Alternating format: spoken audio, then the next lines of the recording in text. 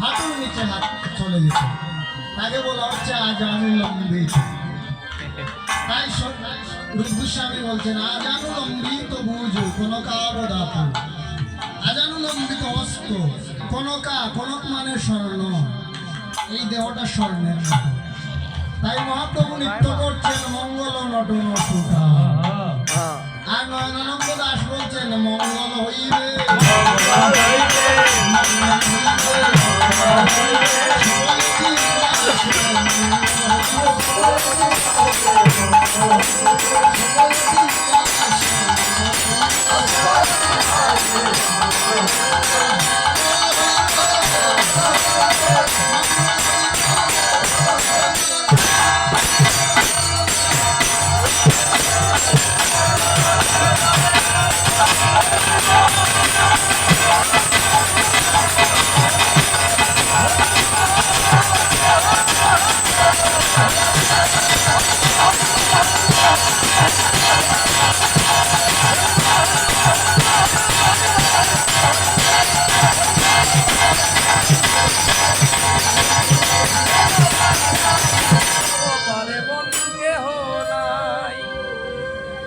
আপনারা যে আসছেন, যারা স্থানে আসছেন, আর কোনো মঙ্গল হবে?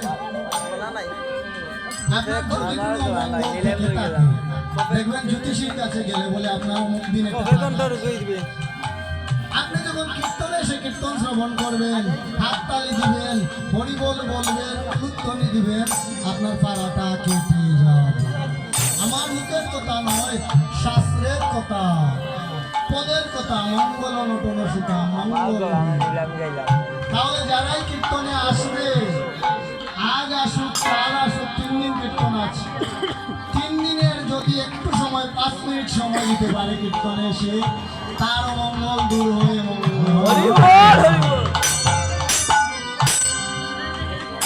তাই কীর্তনে আসবেন। কাল ব্রাহ্ম মুহূর্ত থেকে কীর্তন শুরু হবে।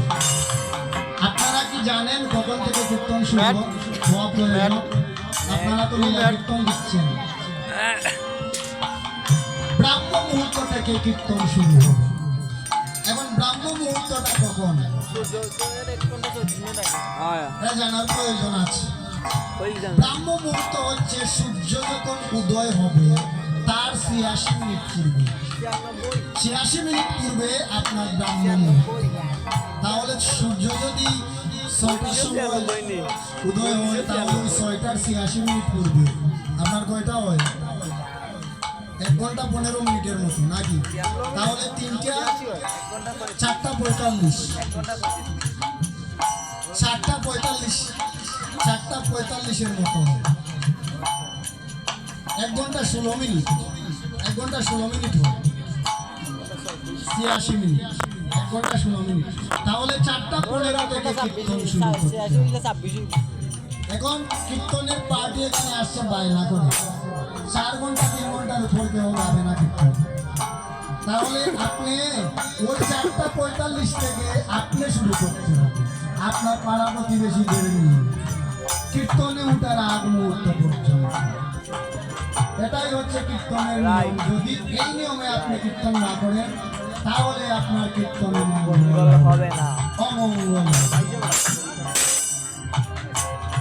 এইগুলো লক্ষ্য রাখবেন ভালো করে, যাতে এইরকম লক্ষ্য তখন আনন্দ দাস বলছেন কীর্তনে আনন্দ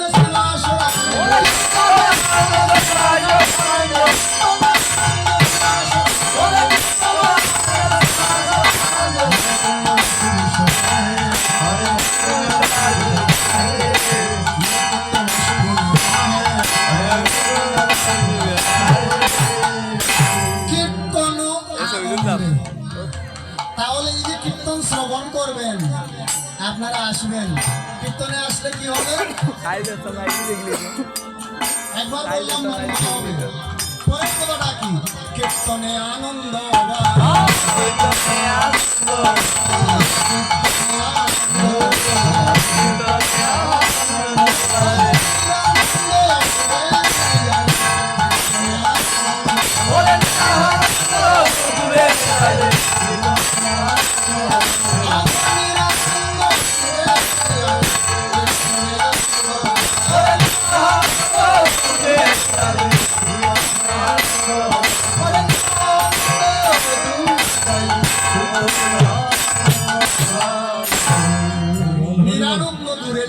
কীর্তনে আসলে আনন্দ হবে।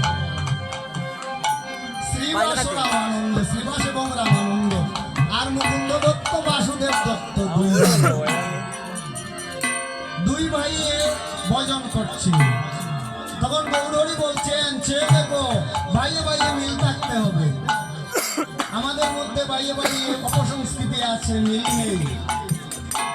যদি ভাইয়ে ভাইয়ে মিল থাকে, তাহলে তাদের কোনোদিন কেউ পরাস্ত করতে পারবে না।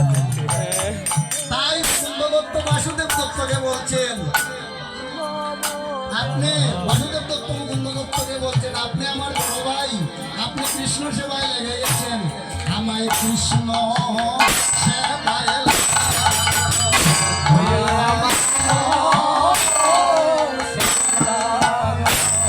আমায় কৃষ্ণ সেবায়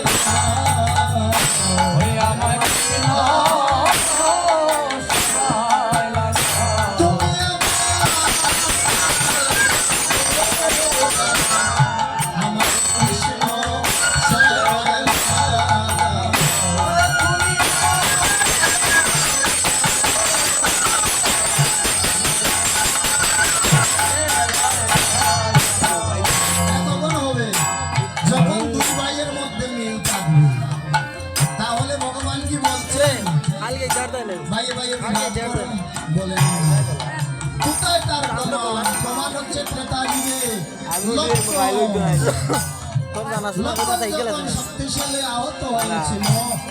রামচন্দ্র বলেছিলেন, কি বলেছিলেন?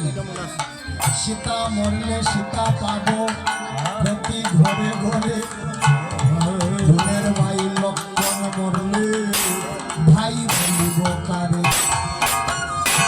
তাই গৌরহরি কীর্তনে বিধান দিচ্ছেন, ভাইয়ে ভাইয়ে কখনো ঝগড়া করো না রে।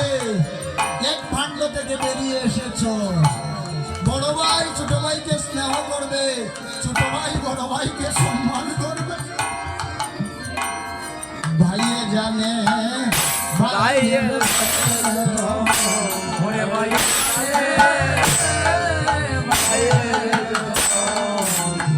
জানে ভাইয়ের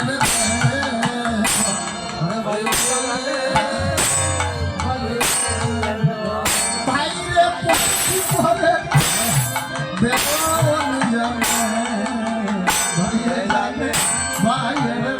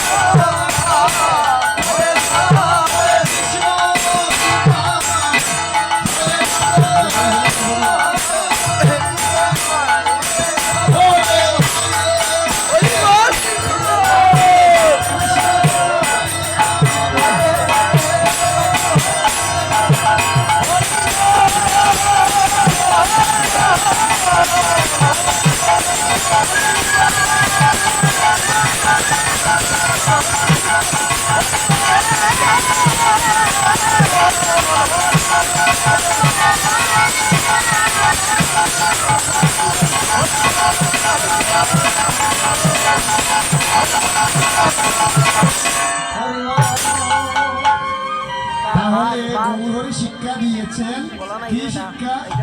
দুই ভাই মিলে কৃষ্ণ ভজন করিও। এই যে সাইকেল আছে, নতুন বাইসাইকেল আছে, দত্ত আর বাইসাইকেল। বাসুদেব দত্ত। বাইসাইকেল আছে না ওটা এখন এগুলো লাইনে বৈষ্ণব কবি অবস্থা বলছেন মুকুন্দ বাসু বাইসাইকেল গুণগান। আছে বাইকটাই আছে মনে হয় দেখতে।